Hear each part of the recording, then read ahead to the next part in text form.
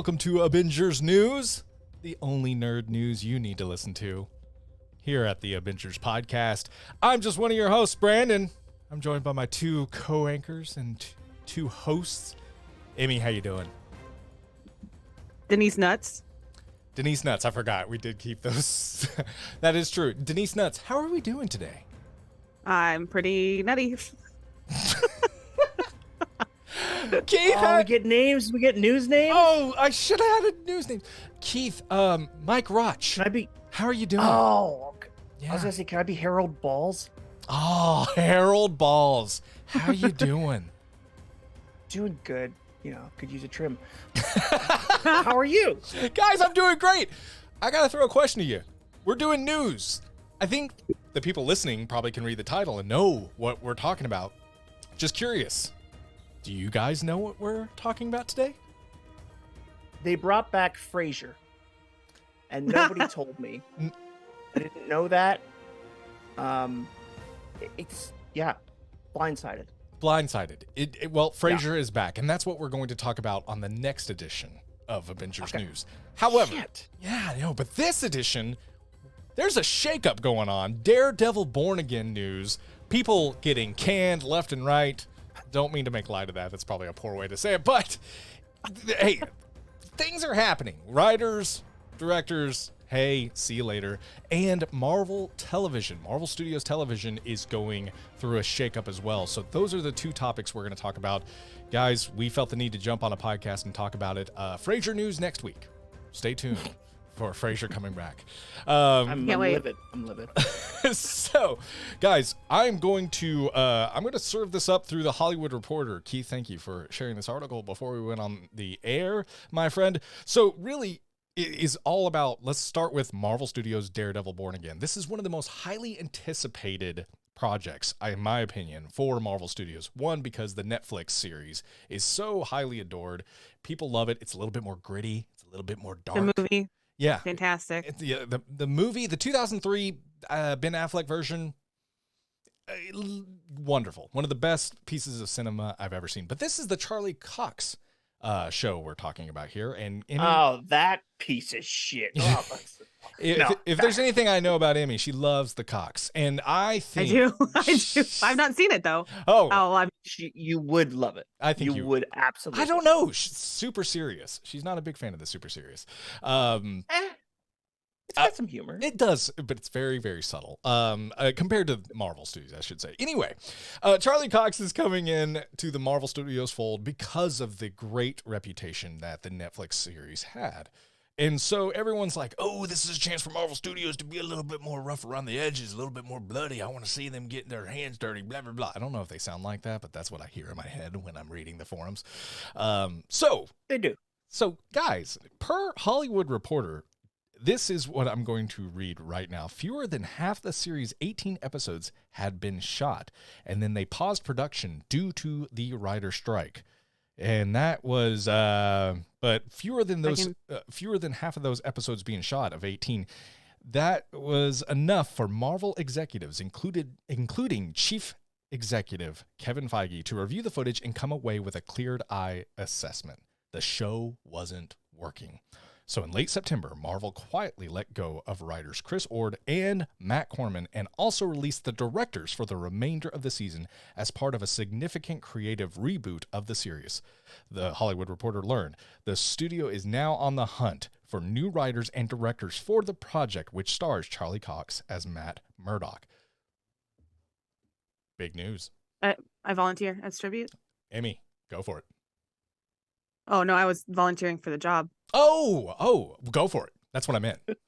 Yeah. Take the job. If there's anyone I know that is a great writer, it's not Emmy, but we can pretend, so you've seen the Ben Affleck Daredevil. That's all you need to know. Right. You want to get your hands on this project as soon as possible and start reshoots. I get it. Yes. Yeah, exactly. After watching Ben Affleck's Daredevil, she knows the clear direction it needs to go. Yes. Yeah. Yes. Fully cheesy, romantic. Mm-hmm. Yes. So I do want in front of a sex Fire. in front Is there of a fireplace sex scene? There was, Yeah. and no one saw it except me. It was awkward. So I had a bit of fever dream. Just a little bit. So, Keith, I'm actually going to throw it to you. Since one is requesting to volunteer as tribute for the writer's job, I want to ask you what your thoughts on this news is. I mean, this is kind of a shock. They've already almost filmed, it's a little less than half, but they went through a fair amount of shooting. The writer's strike paused it, and then they decided to completely reboot the entire series. Not a fan of how it's going. Obviously, Marvel Studios Television has seen its detractors. It's seen its, I wish it was a little bit better. This was 18 episodes. This was the first time I felt like Marvel Studios was really leaning into a full season of television, and they make this change. Keith, what's your thoughts on this news?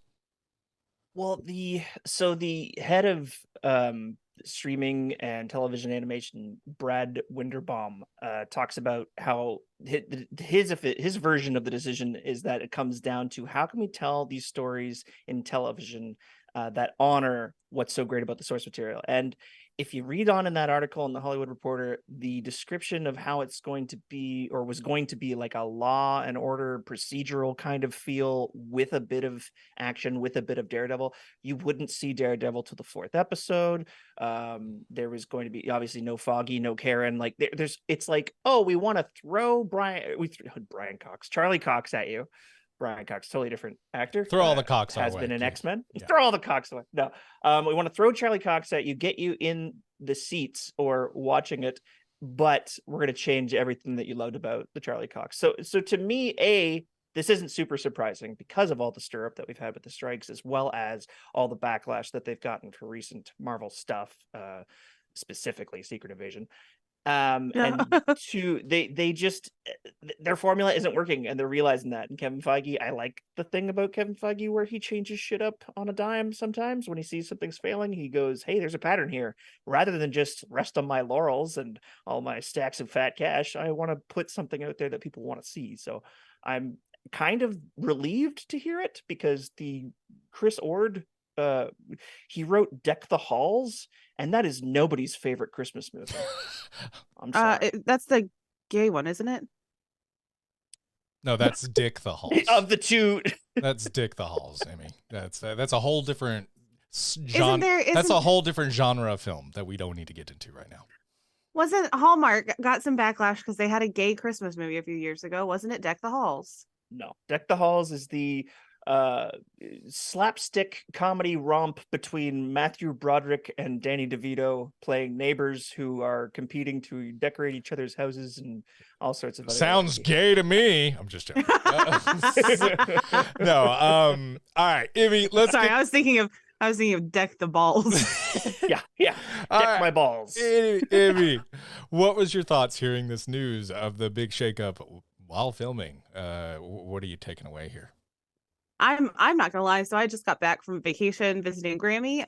The news has not made it to Southport, North Carolina. So I read about it a little bit on Discord and then didn't think anything else about it. I think it makes sense to not have a Law and Order style procedural in the MCU, because that sounds boring. Yeah. Yeah. And if I'm watching an MCU show, I want to see a superhero. Shocking. Right? Shocking. Yes. Well said. I object. So, yeah. Or no, sustained. No. Sustained. Keith, get away from the courtroom. That's the whole point. I mean, I would love to see Charlie Cox kick ass. Yeah. Both in and outside of the courtroom. Yes. But I do need Charlie Cox kicking ass outside of the courtroom as well. Mm-hmm. Yeah. So they've got to interweave the two. The fact that he's a lawyer should be a subset of the character. It should be a subplot going on in each episode, or maybe a through arc of one big case, but they don't need to go lawyer first, superhero. Yeah. I mean, lawyer, blind, superhero. It's like, no. No, it doesn't work that way.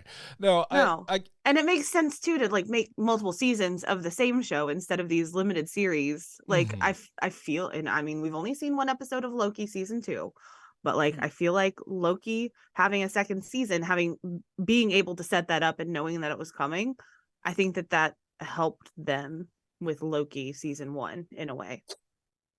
Right? Yeah. So absolutely. Just a quick take on this, and I'm kind of in the Keith camp here. I firmly think this is the right decision. If you feel and sense something is not moving in the direction you want, or that you think the fans would want, better to go ahead and make the change now before it becomes too late later. And I think Marvel Studios, I think even Kevin Feige is feeling a little bit of pressure, just because, I mean, he had his most critically, I don't know, it was definitely the most hindered critically show that Marvel Studios has ever had, and that's Secret Invasion. But I think that put a little bit of pressure on him. And I also think, the traditional, Marvel Studios, they're trying to do 18 episodes.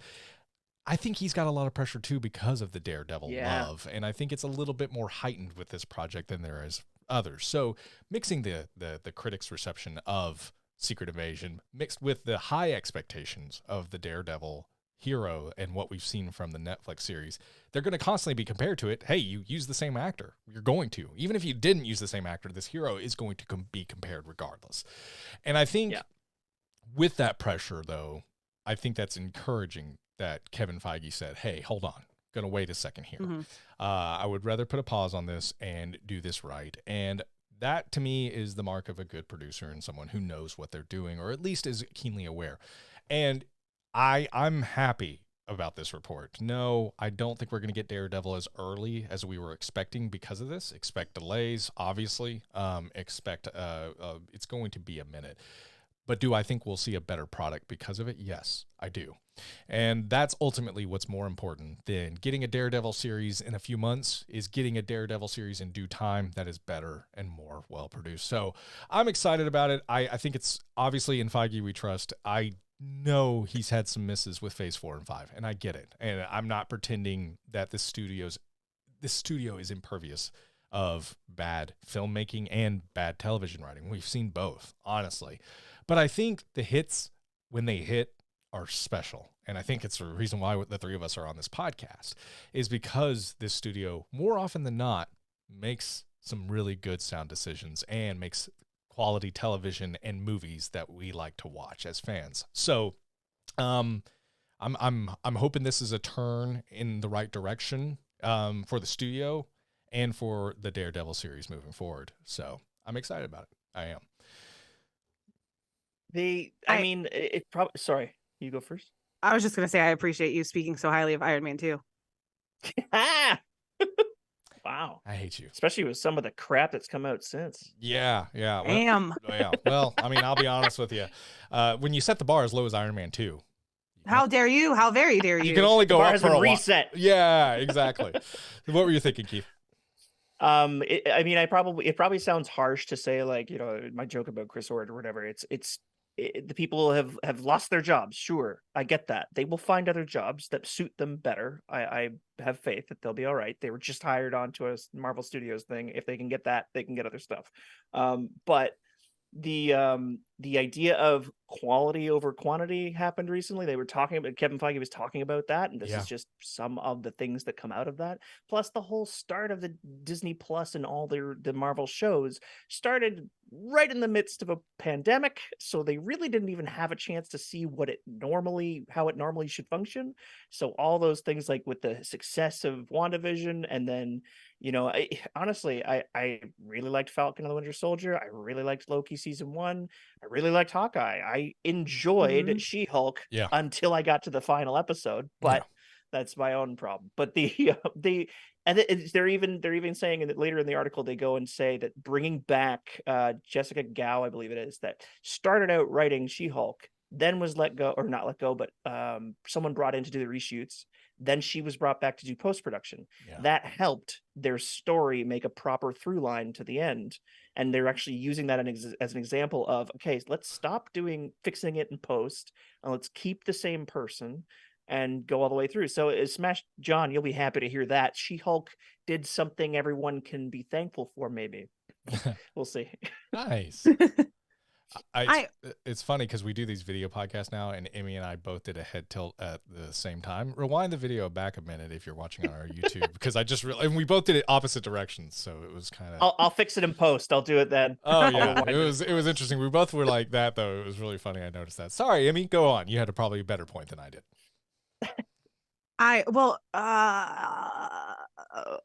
I did probably. Lost it. That's what happens when you're old. No, So truly. surely. I was gonna say, oh, would you guys be okay if it was not 18 episodes? Because Yes. I don't know that I have the attention span for all that. It does seem steep, doesn't it? That's a weird climb. Like it's not. It's like part of the writer's strike was that seasons are shorter now, and so writers aren't getting paid for as long. So to help the writers, to pay the writers, I would like for it to be 18 episodes. But at the same time, I don't know if my brain can still function on a Grey's Anatomy level season show. I'll be honest with you. Have we gotten a TV show from Marvel Studios? And I asked that question with a caveat of Loki. These have felt like extended movies, if anything, with pauses and breaks. I don't feel, even the 9-episode series, we have gotten a full-fledged, what feels like a television show. I guess WandaVision would be the closest thing to it. But I really feel more often than not, Hawkeye, Falcon and the Winter Soldier, even, so many of these episodic shows that we've seen just feel like a Marvel Studios production and movie, just kind of with some nice breaks in between. And I think 18 episodes was Marvel Studios saying, okay, all right, Netflix, let's show you how we can do it.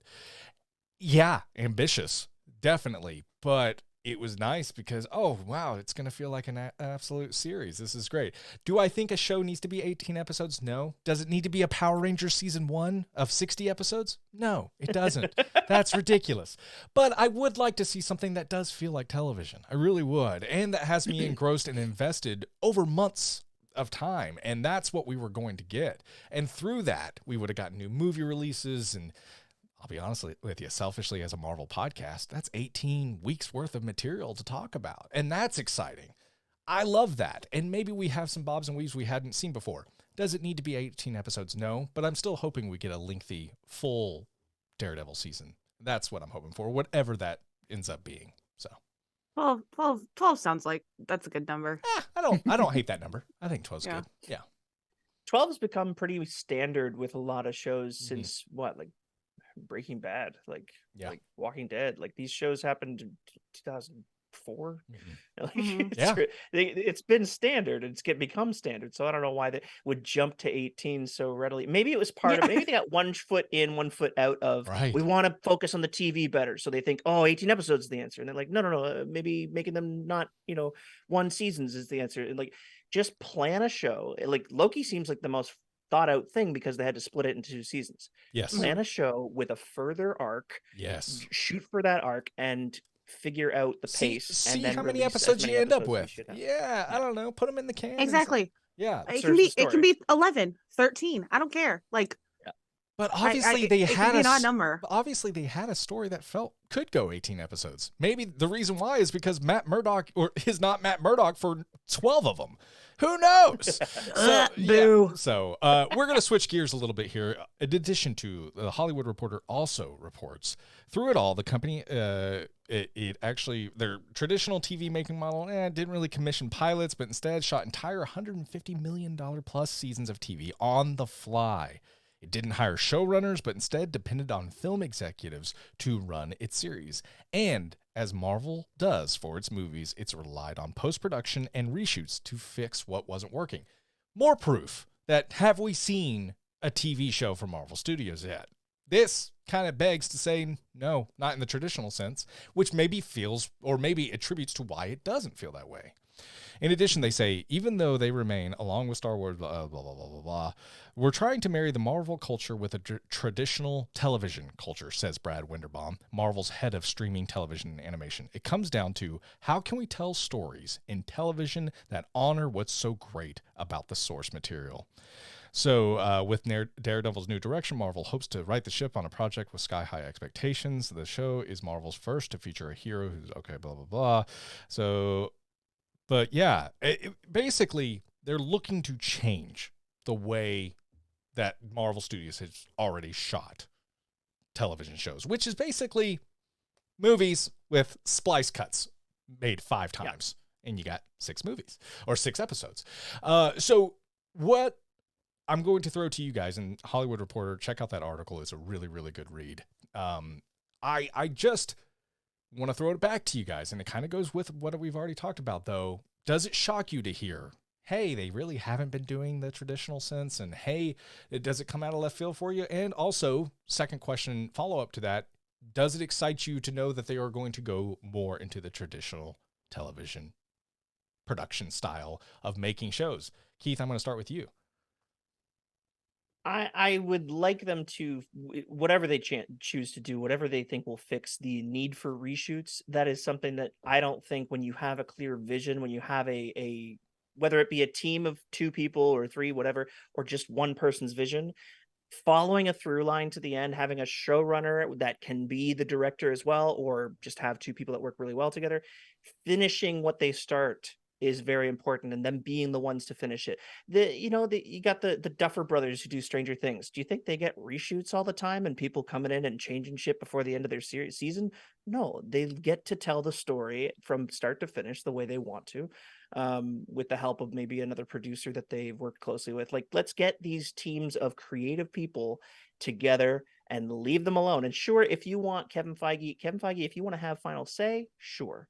But I think if you did that and left the same people starting the show as finishing the show, same thing as movies. Their movies really recently have had so many people stopping and starting, and new directors and all. Like, I mean, that's been happening since Edgar Wright left the first Ant-Man. But it's just, it would be nice for them to trust their creatives, to give them more power.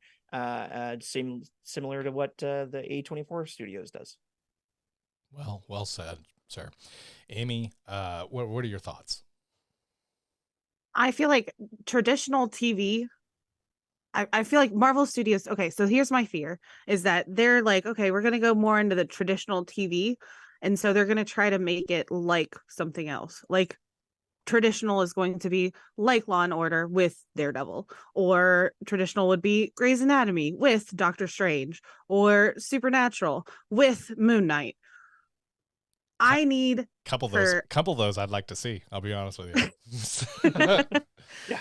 I need for Marvel Studios to understand that they are starting in a place that is completely unique, and that traditional isn't completely going to work for them. Mm-hmm.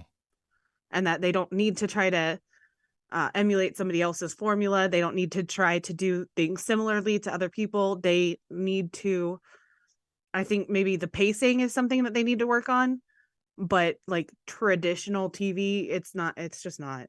Do you think that's maybe what they meant, though? More the traditional show making and the traditional pacing of television shows, where it's still a Marvel hero TV show with a big budget and CG behind it, but it's more made in that traditional sense. At least that's how I read it.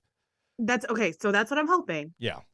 My fear is that they're going to be like, oh, we got to be like traditional. Mm-hmm. Next, we're going to watch the Avengers kicking someone off the island. Yeah. Oh, please. Oh my God, please. That'd be great. Bye, Hawkeye. Who's HOH this week? So we need to know. Big brother, shout out to my 2 friends on the show, as well as our wonderful Discord. So Big Avengers. Yes. Oh man, that would be great. So, I really do. I hope it is more in the traditional, like the television development of correct. it. And I'll be honest with you, when Marvel set out to do movies, did anyone think 23 movies would work so well together to create an overarching narrative? And within that, there was heist movies. Iron Man 2. Shit movies, yes, you're right. Heist movies as well. Heist movies, there's political thrillers, there's so many different genres, space operas, all interwoven into what made the Infinity Saga. And so they really branched out and took, here's a traditional film, but let's put Captain America in it and the Winter Soldier in it. Oh, yeah, here's a traditional film, and let's put Ant-Man in it. Or, hey, let's put a talking raccoon in this. It worked. And so with that being said, I think Marvel needs to shake it up. I think they need to do something different. I think at this point, it's warranted. No, I don't want to see an episode of Matlock, but it'd be Matt Murdock. Okay. Wow. Someone gets that. You're a winner. But yeah, it's. Yeah. Cause it was really hard to get. No, people may not know what Matlock is. may not have a clue what Matlock is. Okay. I guarantee there's someone listening here who's like, what the fuck? Let me Google Matlock. I guarantee it. There's someone listening. I forget that there's young people in the world. There are young people in the world. Like, Amy's like, yeah, that was so hard. And then like there's someone like, I don't get it. She's like, oh no, I'm old. I'm old. No, either way, I want to trust the process. Similar to the Daredevil reshoots, I'm curious to see where this goes. I really, really am. So I'm excited. I really, really am excited about the future. And I think it could pay dividends. And obviously, we'll be here to talk about it. We're going to be reviewing all the new TV shows and the movies. And we're excited to do so. So we'll give our input and we'll see if this is a success or not. But I am pumped. And I think Marvel, when it can look in the mirror and say, okay, what are we doing next? I trust that their vision is going to hopefully pave the way for a lot of good storytelling. So, yeah. All right. Do you want to hear a bit of what our community thinks? Yes, would love to. No. Emmy, I'm gonna remember we talked. We gotta have our community's voice too. Okay. I'm kidding. I'm totally joking. I know. These are just a couple of last minute things that I pulled from the Discord specifically. Tylerism said this bodes well for every future show after the reception of Secret Invasion. In brackets, he wrote, which I thought was fine, all things considered. No, not tip top, but fine. Fusion Strike replied with, I don't like the second point. Sounds to me like they will not be as creative and more like everything else we have on Netflix, etc. Same here. Stranger Things. Yeah. Right. Tylerisms wrote back saying, I take it more like the shows will be made like TV shows and less like 5.5 hour movies. They cut up into episodes. Yeah. To your point. I honestly don't think they're 5.5 hours. I think when you take all the time in, it's almost 3. Oh my gosh. Yeah. 10 minutes of credits. Right. Yeah. Exactly. So anyway. Fusion Strike said, I'll just say it makes me nervous, but as long as the ideas are good, everything will be fine, I guess. I'm not very excited for Echo. Sad face. Oh. Sorry, it's not sad face, it's this face. Oh, pain face, maybe. Yeah. Maybe a little wincing face. January, right? I think so. I believe 2024 is all I think it, but I don't know. Last I heard it was January, but things are changing so much on the fly. Yeah, things are changing a lot. Lastly, not Matt Murdock finally said, and I got a lot of people agreeing with him. This is how it should have been from the start. I mean, who in their right mind sees a show they like and think, man, I hope we get 6 to 9 episodes and only 1 season. And yeah, very good. Yeah, great point. And I quoted him. I quoted him. That's a good friend of the podcast. And he was spot on in my opinion. And I really loved his point there. And I think all of those points. Discord, thank you for talking about this. It really is. We have a community of listeners that do care about this studio and the stories that it tells. So, Keith, thank you so much for bringing those, and thank you guys for commenting. I appreciate it. And I wouldn't have even known about this news had it not been for the Discord, because in Grammy's house, it's all Neil Diamond Radio on Pandora and Hallmark movies. Well, guys, if you want to join the Discord, hey, $1 a month will get you into that Discord. It's a lifetime membership. You just pay $1, you get in for the rest of your life. It's wonderful. You'll see the Abingers on there. You'll see Emmy, Keith, and I frequent there. And it is patreon.com/Abingers podcast. We are also available on all the social media: Facebook, Instagram, Twitter, Threads, at Abingers podcast. ABINGERS podcast. It's one word. Give us a like, a follow, head out over there. And on Facebook, we actually have a group, and I have not shouted this group out in a while, but there is a Facebook group within our Facebook page called Abingers Assemble. You can join that group, be a part of our community there. We do have a general chat as well, and we have a great community that I haven't shouted out in a very long time. So check us out. Maybe you're a fan, or you liked us on Facebook and didn't know we had a group. Head over to our group. Check out Abingers Assemble. Guys, if you want to watch the video version of this podcast, we have started doing that. YouTube.com/The Abingers. We're trying to get to 500 subscribers. We're like at 460 something. 500. 500 is the magic number. If you're a fan of us and you want to help us out, head over to YouTube, hit the subscribe button. It means a whole lot. This cat you would see right now if you were on YouTube watching this. So YouTube.com. Sorry. I would pick mine up, but he's too fat. Oh, yeah. Well, mine doesn't. And the other was one a hates being workout. picked up. Yeah. Yeah. But yeah, That check was us my out. cardio for the day. Yeah. Oh, just lifting it up. YouTube.com/ Cat girl. / the Abingers. So yeah, that's where you can find us. We're also available wherever podcasts are available. You want to have us on the road and just the audio version in your car, Apple Podcasts, Spotify, wherever you get your podcasts. That is where we're at. Leaving us a 5-star rating. If you like the news and you like what we're doing, it really helps the show a long way if you can leave a 5-star rating saying, hey guys, really appreciate what you're doing. It's a labor of love and we're happy to do it. If you guys can show that support in any social media or any kind of YouTube or podcast way, we really, really appreciate it. But that's enough for us. We're heading out of here. This has been a great news segment and I appreciate you all tuning in. Keith and Emmy, thank you for being so quick on the fly. Hey, can we record this? And they were like, yeah, sure. How does 8ish sound? And we hopped right on. So appreciate you both. Any final words before we head off the news? Suck it, Trebek. Oh, whoever gets hired to run Daredevil Born Again, bring back Foggy and Karen because Frasier did not bring back Daphne and Niles. What? Yeah. At least not in the pilot episode. They'll probably be like a 1-episode guest or something. I haven't watched past the pilot. Is the pilot's out? Whoa, this is news to me too. I knew they were bringing it back. My God. I'm going to say last words because they're going to keep going for another 30 minutes. Brandon, get off the shed! Brandon, get off the shed. Why is Brandon on the shed?